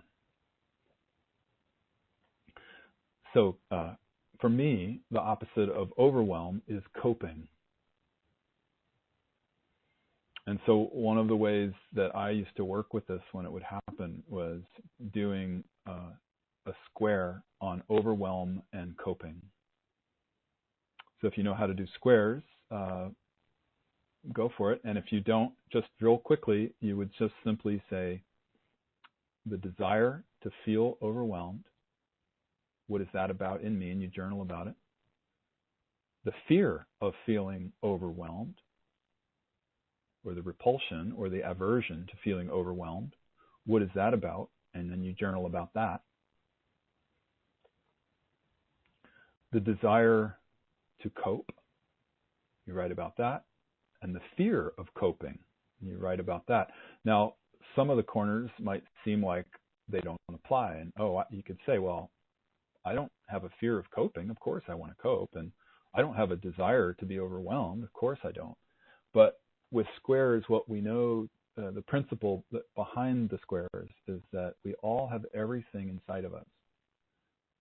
And if you don't see it, it simply means it's unconscious. And the process then becomes making it conscious as you can. So you would write in your journal anything you can think of about why you might desire to feel overwhelmed, because that's probably a corner that's pretty hidden for most people. And you might find what some of the unconscious pieces around that might be. Well, you know, when I feel overwhelmed, I can indulge in feeling victimized, right? I can get sympathy from other people. I can complain. I can make a stink. I can rebel against God and life. I can do, and so anyway, I'm rattling things off, but you have to go into it yourself and feel like, well, what's the payoff, right? There's always a payoff. The ego always has a payoff for these things. So you would look at that, and as well as the fear of coping or the aversion to coping. What would that be about? That's also probably unconscious. So let's talk about it for a moment. Well, if I cope, then there's no drama, and maybe there's a part of me that's got some kind of addiction to drama. Maybe when I was a child, a small child, and I would get sick or overwhelmed with school or something. I would get to just feel sad and be in bed, and mommy would come and take care of me. And that was so nice. And she'd allow me to stay home from school, and she'd treat me special.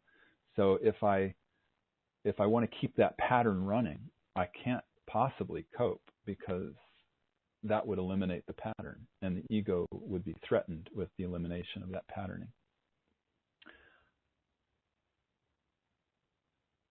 So I hope that helps. Again, let's also just to quickly do the triangle. Okay, what if you've got the polarity of overwhelm and coping? What would the ascended balance be for that?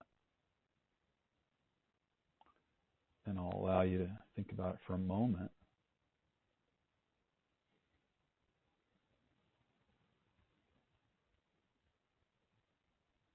So for me, the ascended balance might be surrendering, because overwhelming and coping mean that there's somebody doing something to try to make something work somehow, when in reality the practice, the highest way of looking at surrendering is that you're offering it all up to spirit, and you're just saying, all right, well, I know there's some dharma here, there's some high path here, there's some purpose behind this, and when I surrender to allow whatever is unfolding to unfold in front of me, without being attracted or repulsed to it, without desiring or fearing to get out of it. That is the ultimate surrender. So maybe surrendering is something that you might want to practice if you're in this polarity, if you find yourself in that. So there are a couple more things I want to say about this, just quickly. If the mental, I know sometimes mental emotional processing techniques don't work for you. Like if you're at a point where you've just done it, you're over it, finished, there's something else that you can remember right now, and that is community, the power of community, reaching out to your community. It's hugely beneficial right now. Just sharing this story with others and just being heard by others. These are all healing practices. These are things you can do to find some level of healing in yourself. So find some people that you can talk to who are hopefully spiritually mature people or people who are part of a spiritual community, and share, talk about it with them, and maybe do a group square together on the process. So I hope that's helpful. I also I want to address, you mentioned that CoreLight is on your list of reasons to be angry. And that made me chuckle, because I can tell you're not the first person to be angry with CoreLight. Over the 30 years we've been doing this work, there are plenty of people who've been angry with the things we say and do. And there are probably plenty of people angry at me right now for the things I just said on this call in response to the last question. But anyway, the things that often we say here are threatening to the ego. And so that might cause some of the anger. I don't know that that's the case with you, with what you're describing here. So I guess the other place to look around this as to why CoreLight might be on your list, why you might have been angry with CoreLight, is because the principle behind anger is that we don't get angry unless something feels threatening or unless you're being blocked from getting something you want. I remember the Dalai Lama said something like this a while ago. I heard him say the only reason for anger is that you want something but you're not getting it. You desire whatever you're desiring, you're not getting. So maybe you can ask yourself, what might you be wanting from CoreLight that you're not getting? And maybe, I'm just throwing out ideas here, but it sounds like maybe you want the new paradigm of the heart to manifest. And since it's not manifesting, you're feeling angry. And that you heard me, but you heard CoreLight say that it's going to be heart-centered and unity consciousness, and that's not happening. So that would bring up anger. So I'm just asking you if that might be true for you. And if it's true, you could explore that. Take a look at it. And I can just comment that when I said those words, I've said those words many times. The new paradigm of the heart is about those things, and it is definitely coming, by the way. But I never said when it would arrive. I never said you should be experiencing that stuff now. We've always talked about it as first the old paradigm has to fall apart. Right? The new paradigm can't be born until the old one has fallen apart. And, the things that are happening in this world are part of that. The crumbling is well underway, and it's going to get worse before it gets better. The death of the old has to happen. So I think part of what you might be experiencing is disappointment and anger, that we're not living in this world of unity consciousness yet, and there aren't many people living with their hearts open all the time yet. Right? I mean, isn't that true? And I honestly, I think we're quite a ways away from that world manifesting, because we've got to go through this dissolution. But I think the most important thing about this that I really wanted to stress today, the most important thing is that it begins with each of us. The new paradigm of the heart begins inside each of us first, and then it manifests in the outer world, and it's not the other way around. So I think it's really important that we remember that our role, personally and collectively, our role in this journey into the new paradigm of the heart is to start by living it inside ourselves. So the philosophy of CoreLight is change the world by changing ourselves. And that applies here because the outer world is simply a manifestation of what's inside us. So, so I put that out to you as part of the response here that you might want to take a look at and just be with. How can you do that personally? How can you live the new paradigm of the heart more and not necessarily expect it to be expressed by other people yet? What I know to be true is that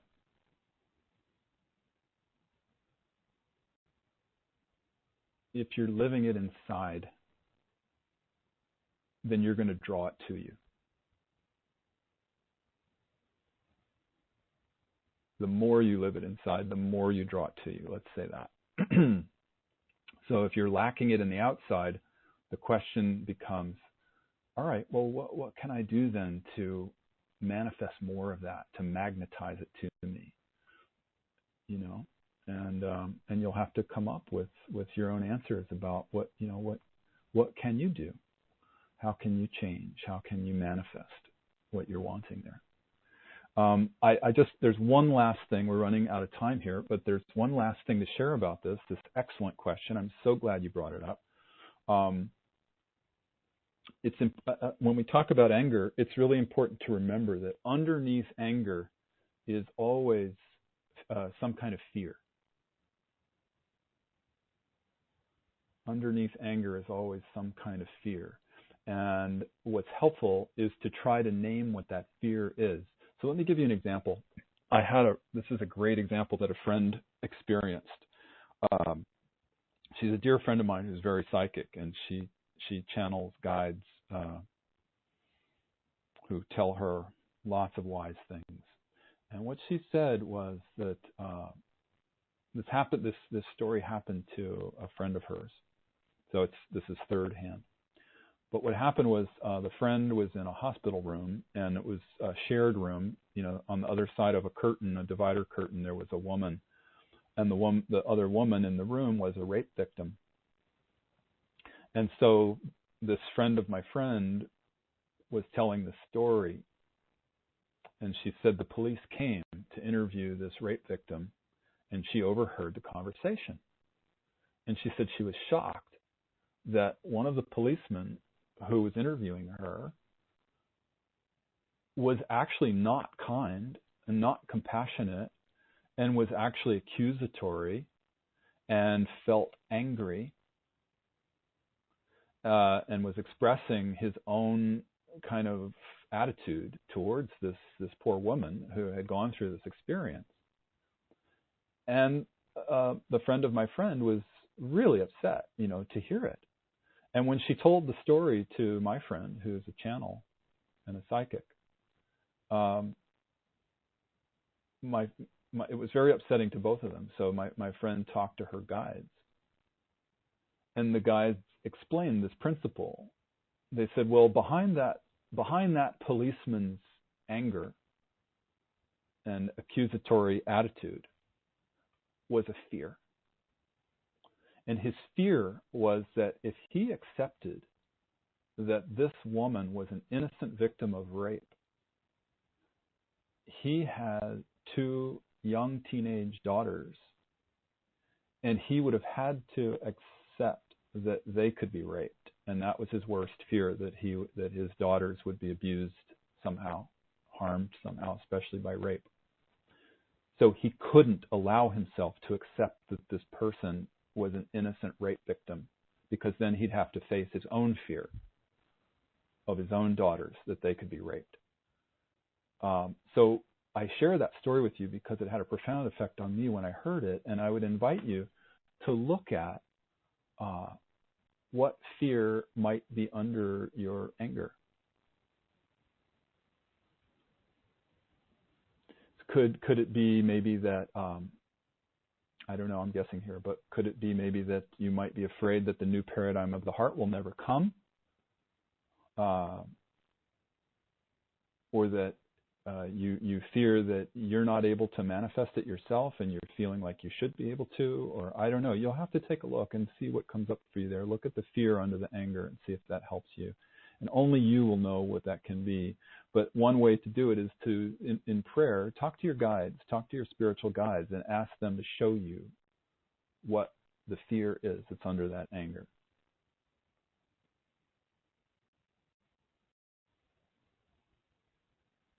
So I hope that's helpful. And just want to conclude today by inviting us all to remember that we don't have to wait for the new paradigm of the heart to manifest in the outer world. You know, if we live it inside, it doesn't matter what the outside world looks like, because you're going to create it for yourself. You will see the love and the beauty and the higher consciousness everywhere. You'll be able to live in that witness state, in that state of forgiveness, in that state of surrender, in that state of love. You'll be able to live that yourself. So you will be in the new paradigm of the heart. And then you can share that with other people. And, you know, that's how we're going to do this. That's how we're going to make the change. The more of us that can live more, and I'm not saying we all have to be fully enlightened. We just have to practice this more and more. So the more we can each practice that and live it even a little bit, the more we share that with other people. And it's it's the throwing the pebble in the pond effect. The ripples go out, and you never know who you're going to touch and what your example is going to do and how many people you might affect. You might affect the one person who can make a big difference in a lot of people's lives. So I share that with you as a sense of hope. And I want to just also acknowledge that I know how hard it is to be in the world at this time, and that you have my compassion. I'm sorry that you're experiencing the anger, and, you know, that we're all going through these essentially traumas, these shocks, these really, really challenging experiences right now. My heart is with you all. And let's all remember that, you know, this too shall pass. This is a gift. Let's remember to find the gift and the opportunity in these situations we're being given, because that is our awakening, right? That is our spiritual awakening. And that's how we will change the world. Okay. So I've talked a lot today, and I'm sorry I'm not going to have time to read the questions on the Q&A board, but what I'll do is I'll read them later, and maybe we can carry some of them over to the next call in the next month. So if you want to write something on the board, go ahead. I'll check it out. And if you want to send an email for next time, please send it to courses@corelight.org. Any sharing or questions or whatever you'd like to contribute. You know, I just, like I said before, I just feel like these calls are so important. I love them. I love hearing from you. So really share whatever you like, ask any question you like, and we'll talk about it next time. We have 5 minutes left, so I'd like to close with a guided meditation and a prayer. And before I do, I came across a quote by John Lennon that I want to read. I love this little quote. So I thought it might be a nice way to end. John Lennon said, "When I was 5 years old, my mother always told me that happiness was the key to life. When I went to school, they asked me what I wanted to be when I grew up. I wrote down happy. they told me that I didn't understand the assignment. And I told them that they didn't understand life. So I just love that. And if you haven't listened to the song Imagine in a while, it's a great one to listen to. Leslie and I listened to it the other night, and we ended our evening by singing and dancing to it. It's really uplifting. I mean, he was such a visionary. He was really talking about the new paradigm of the heart. He was seeing far into our future, that we will live that one day, that vision he presents in Imagine. Such a beautiful vision. So let's all hold that together. Okay, so we're going to close now, and I invite you to, if you're multitasking, please just stop for a moment and join us for 5 minutes or less. Invite you to sit quietly, close your eyes, and take a few long, slow, deep breaths.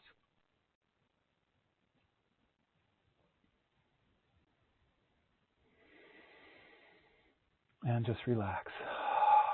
We've stirred up a lot with this call, and so I invite you to just, if you've got your buttons pushed, or you're feeling emotions, or you're charged in any way, or your mind is thinking a lot, just allow it to leave and let go. Just breathe relaxation in, and breathe out the tension and the stress of the mind. Breathe in the stillness, and breathe out the busyness.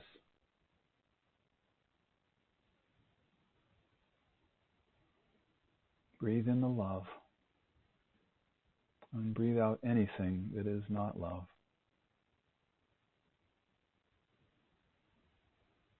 Breathe in the light, and breathe out the shadow and negativity.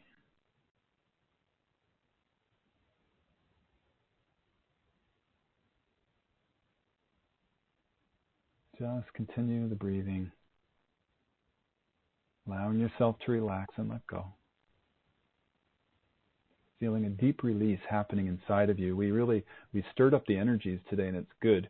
If you have stuff churning inside you, let's visualize it burning off. Feel it rising up out of you like a gray smoke, like a kind of like a cloud, like a little storm cloud. Feel it, lifting out of you. It's leaving now. As you witness it, you can name the emotions, whatever they might be, and just feel them burning off into this cloud that's rising up above you. And feel the sun brightly shining on this cloud, and the cloud is evaporating like clouds do on a hot summer day. And just feel yourself letting go and being free of the things that got stirred up.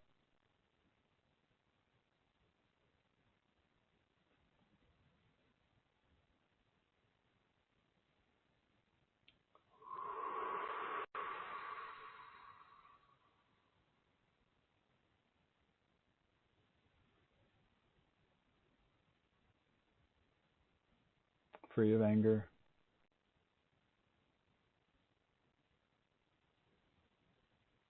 Free of fear. Free of overwhelm. And we call on the Great Spirit.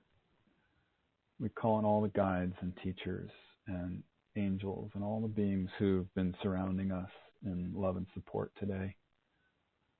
And we call you in, and we ask for your support to help us release.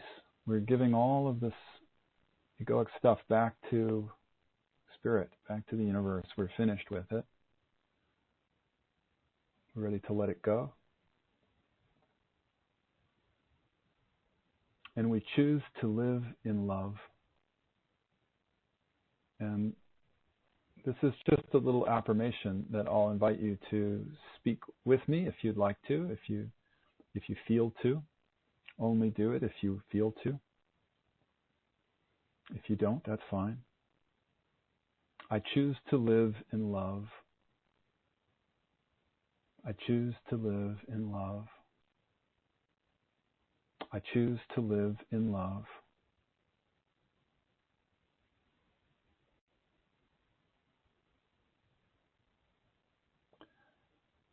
I choose to release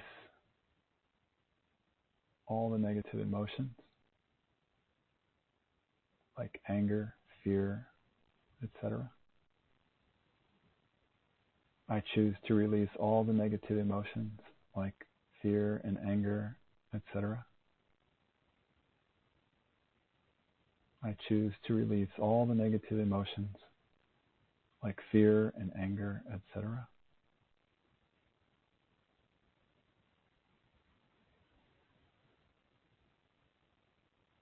I choose deep peace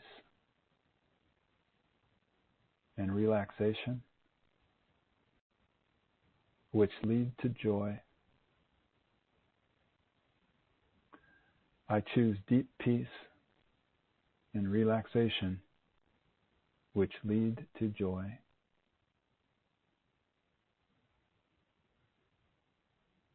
I choose deep peace and relaxation, which lead to joy.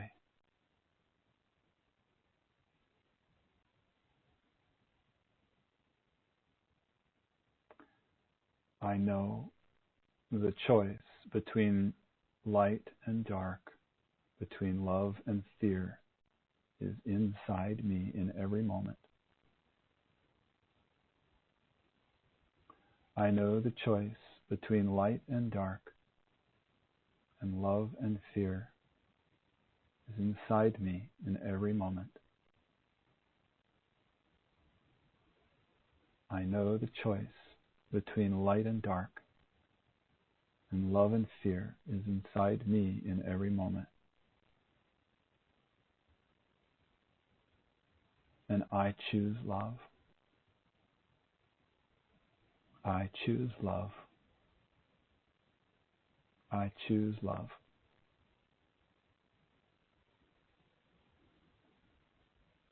And we give such great thanks today for this time together, for this sacred space that we share.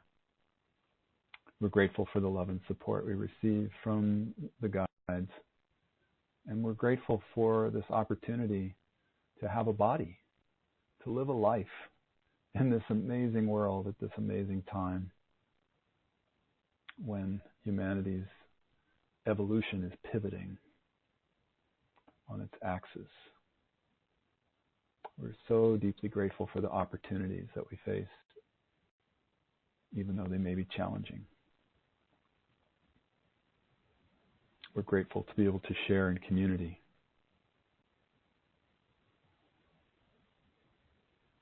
To live in a field of love together. So I invite each of you now to just feel and visualize this field of love that surrounds us, like a beautiful cocoon of golden white light, and take it in. This transmission that Leslie's sending, that the guides are giving, that we all co-create together. Just see it and feel it surrounding you. It's a beautiful cocoon of golden white light and love and healing energy. Just absorb it, relax into it, soak it in. And you might find that you're getting a smile on your face. You might find a little bit of joy coming from this relaxation and this peace and this love of the field that we're sitting in. So I wish that for you. And I thank you for showing up and for co-creating this field with us, whether you're with us live or in the future, as I keep saying. We're all in this together. So I love you. I'm grateful for you. Thank you. So we close our circle for the day with gratitude to the guides and to each other. And we say Alalaho, which is the Tibetan for Amen. Isn't it wonderful is what it means. Isn't it wonderful? Thank you, everybody. Until next time. Bye for now.